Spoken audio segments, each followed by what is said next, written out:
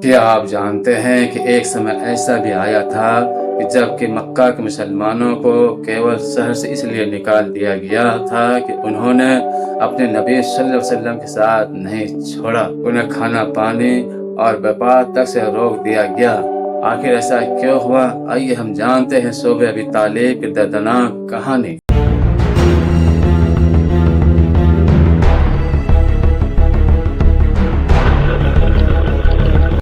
السلام علیکم دوستو، آپ سبھی کیسے ہیں؟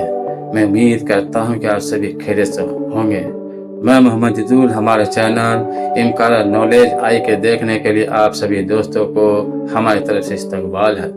دوستو، میں آج بات کرنے والا ہوں اسلامی اتہاس کی سب سے زبردست دل ہلا دینے والی واقعہ کی۔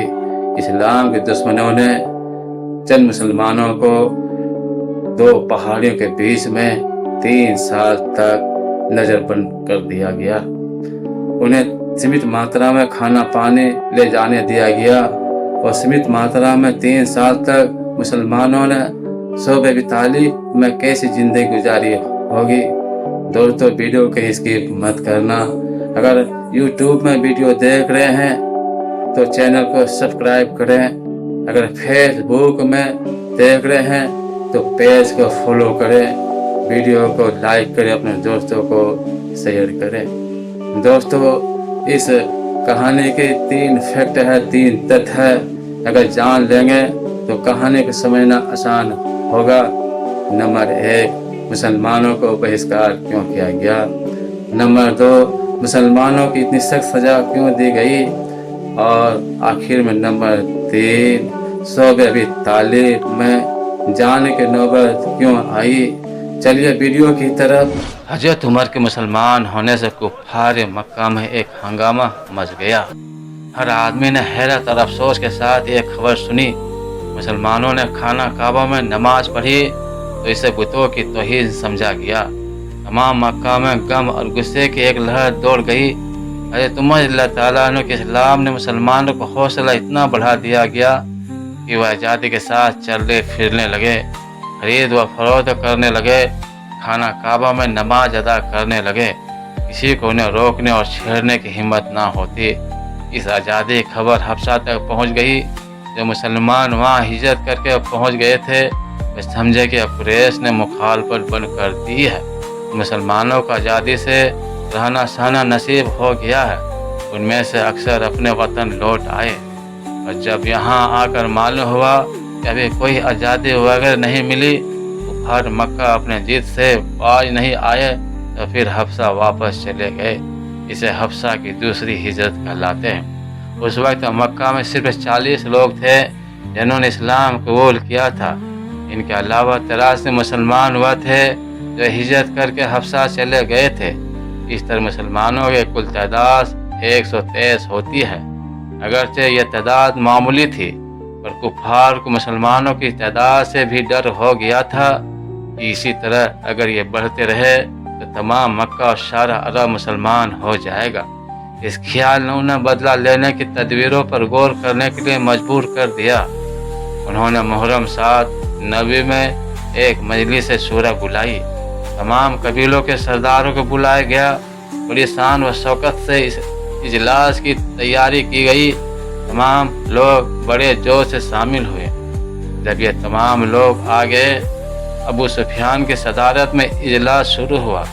ابو جہل کھڑا ہوا اور اس نے کہا، ایک غیرت مند عربوں، تم نے دیکھا جس بات کا ہم نے بچوں کو کھیل سمجھا تھا وہ بڑھتے بڑھتے ہمارے دین کے لیے مستقل خطرہ بن گئی ہے۔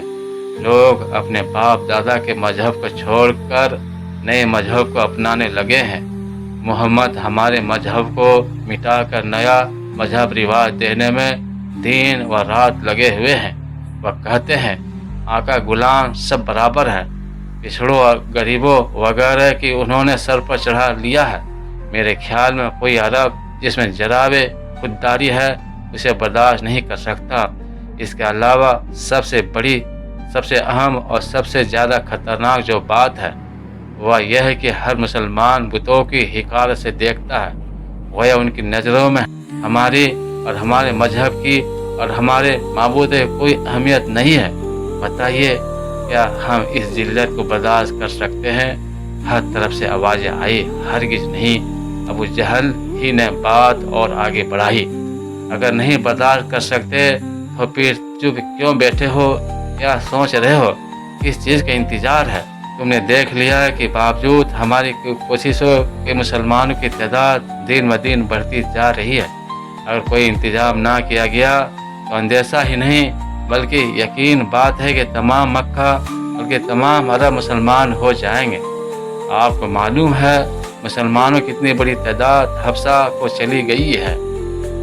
کیا وہ لوگ چپ چاپ بیٹھیں گے؟ وہاں جس وقت ان کی تعداد بڑھ جائے گی یقیناً وہ مکہ پر حملہ کریں گے۔ کوئی نہیں کہہ سکتا ہے کہ انجام کیا ہوگا۔ یاد رکھیے ابھی تو اس کی شروعات ہے، کوشش کرنے میں اس کی روک تھام کی جا سکتی ہے۔ اگر کوتاہی کی گئی تو پھر اس بہاؤ کو بند نہیں باندھا جا سکے گا۔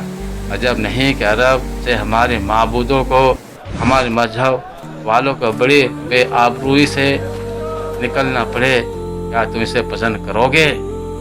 ہم اسے ہرگز گوارا نہ کر سکیں گے، سب نے ایک ساتھ کہا۔ ابو جہل نے کہا، مجھے بھی یہی خیال ہے، تم ہرگز گوارا نہ کر سکو گے، مگر اس خطرے کو مٹانے کے لیے کیا اپائے کیا جائے؟ کچھ آوازیں آئی، اپائے سوچنا بڑے آدمیوں کا کام ہے، ہمارا کام صرف ان پر عمل کرنا ہے۔ ابو جہل نے کہا، نہایت ہی مناسب بات ہے، آج بڑے لوگ اسی لیے جمع ہوئے ہیں، ایک رائے ہو کر کوئی ایسا اپائے سوچے جس سے اسلام خطرہ مٹ جائے، مسلمان کو جڑ کٹ جائے، پھر ہم آرام کی نیند سو سکیں۔ عتبہ نے کہا، خطرہ محمد صلی اللہ علیہ وسلم کی طرف سے ہے، جب تک وہ زندہ ہے یہ خطرہ مٹ نہیں سکتا۔ میرے خیال میں تو کچھ لوگ جائیں اور انہیں قتل کر کے خطروں کو مٹا ڈالے۔ جبیر بن امیہ نے کہا، سب لوگ اچھی طرح جانتے ہیں کہ محمد صلی اللہ علیہ وسلم ہاشمی خاندان سے ہے، قریش میں وہ خاندان سب سے زیادہ عزت والا ہے، اسی لیے انہیں قتل کرنے سے ڈر ہے، خانہ جنگی شروع ہو جائے گی۔ اس کے علاوہ یہ کیسے ممکن ہے مسلمان انہیں آسانی سے مرنے دیں گے؟ وہ جب تک خود نہ مریں گے اپنے نیتا پر آنچ نہ آنے دیں گے، اسی لیے یہ کام آسان نہیں ہے۔ عتبہ نے کہا، اگر تمام لوگ مل جائے تو تجویز بتا دیتا ہوں۔ سب لوگوں نے کہا، ہم سب متفق ہیں، آپ بتائیے۔ عتبہ نے بتایا، مسلمانوں کو بائیکاٹ کرو، بیاہ شادی، لین دین، رسم و رواج، ملاقات، کھانا پینا، خرید و فروخت وغیرہ سب بند کر دو، انہیں مجبور کرو کہ یہ بستی میں نہ رہے بلکہ پہاڑ پر چڑھ جائے، وہ نگرانی کی جائے، کھانا پینا اور کسی قسم کا کوئی سامان ان کے پاس نہ پہنچے، اس طرح خود تڑپ تڑپ کر مر جائیں گے اور ہمیں کسی کو مارنے اس کے قبیلوں خون بہا ادا کرنے کی نوبت ہی نہ آئے گی۔ اس تجویز کو سن کر سب خوش ہو گئے، خوب تالیاں بجی۔ جب ذرا خاموشی ہوئی تو جبیر نے کہا، میرے خیال میں یہ بہت ہی ظالمانہ کام ہے، اس سے تو بہتر یہ ہوگا انہیں قتل کر دیا جائے۔ ابو لہب نے کہا، جبیر اس تجویز کو منظور کر لو، اس سے ہمارا مقصد مسلمانوں کو بھوکا پیاسا رکھ کر قتل کرنا نہیں ہے بلکہ انہیں مجبور کر کے اسلام سے اپنے مذہب میں واپس لانا ہے۔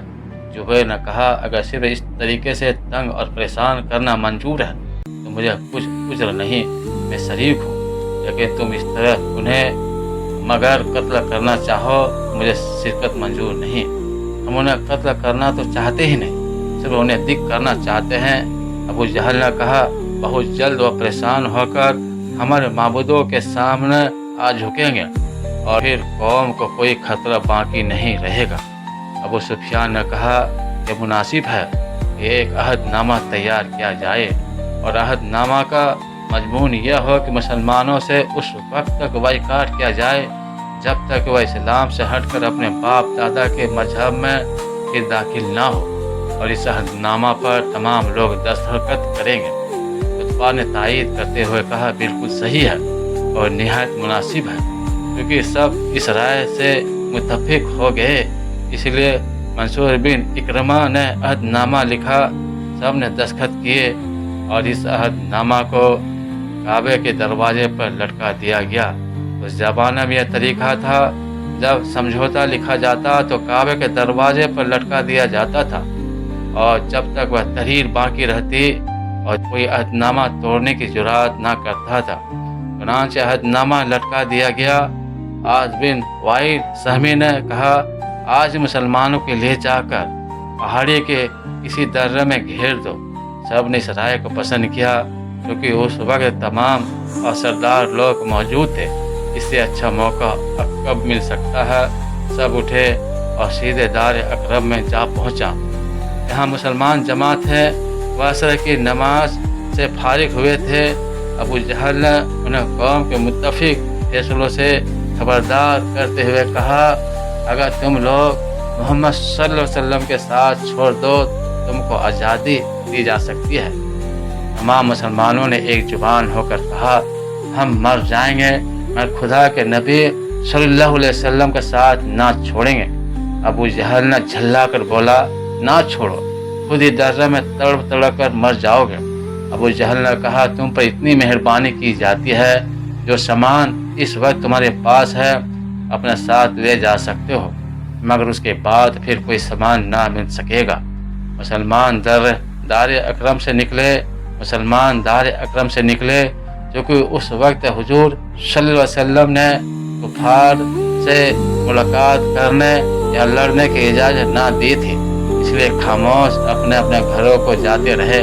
जितना सामान था अपने साथ लिया और शोबे अबी तालिब में चले गए। शोबे अबी तालिब एक पहाड़ी दर्रा था। यह दर्रा अबू तालिब के नाम से मशहूर था, क्योंकि हुजूर सल्लल्लाहु अलैहि वसल्लम के सरपरस्त अबू तालिब थे। इसलिए वह मुसलमानों के साथ जाने पर मजबूर कर दिए गए। तमाम मुसलमान शोबे अबी तालिब में जाकर पनाह लेने वाले बन गए। अबू जहल ने कुछ लोगों को उनकी निगरानी पर मुकर्रर करके हिदायत दी, कोई मुसलमान इस दर्रे से बाहर निकलना ना पाए, ना किसी आदमी को उसके पास जाने दिया जाए। इस तरह मुसलमान दर्रे में कैद कर दिए गए। अगर आपको इस्लामी इतिहास की ऐसी ज्ञानवर्धक कहानियाँ पसंद आती है तो यूट्यूब में अगर चैनल देख रहे हैं तो सब्सक्राइब करें, फेसबुक में देख रहे हैं तो पेज को फॉलो करें, वीडियो को लाइक करें, अपने दोस्तों को शेयर करें। इंशाअल्लाह अगले भाग में जानेंगे शोबे अबी तालिब के अंदर गुजरे उन कठिन दिनों की वाक़या। तब तक के लिए अपना ख्याल रखना। खुदा